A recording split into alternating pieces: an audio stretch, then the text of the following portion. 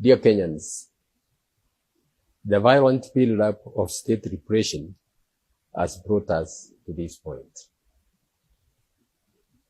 Kenya cries for a moral front to consolidate the incredible courage of the young people who have been demanding for a better country.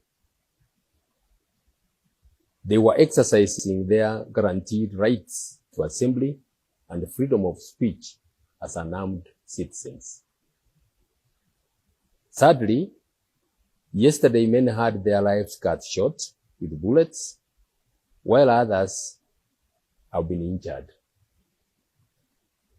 Their lives had value. We condole and mourn with their families and friends, and wish quick recovery to those still in the hospital. Many other Kenyans have had their property destroyed. This is unacceptable. The truth is this: these young Kenyans are not alone. Their voices carry the pain of millions of Kenyans who are tired of where the country is heading.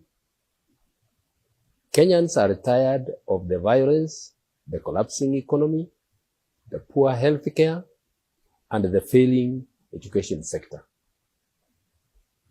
A nation cannot stand when its people's backs are broken.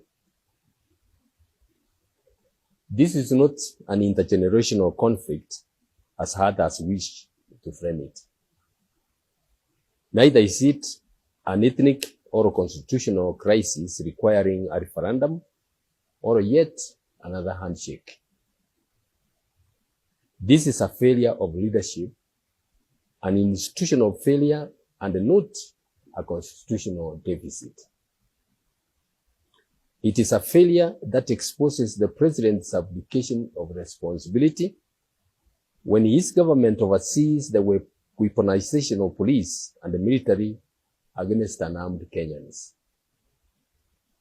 We face a deep crisis.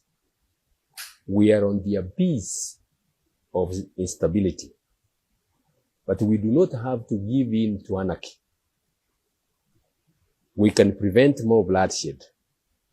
We can prevent destruction of property. You are coming in office at a time when our country and our democratic fabric have come under strain through waves of public protests. These moments have reminded us of the delicate balance that must be maintained between constitutional rights to peaceful assembly and protests and the imperative of people-centered professional policing.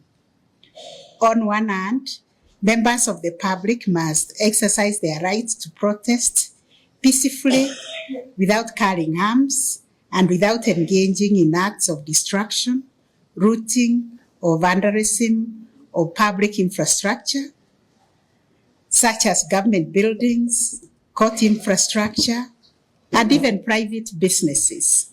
It's very painful for even a citizen to lose their property, which they have worked hard to put together. On the other hand, the police must respond with restraint, proportionality, and strict adherence to human rights standards, avoiding actions that could cause unnecessary harm or loss of life.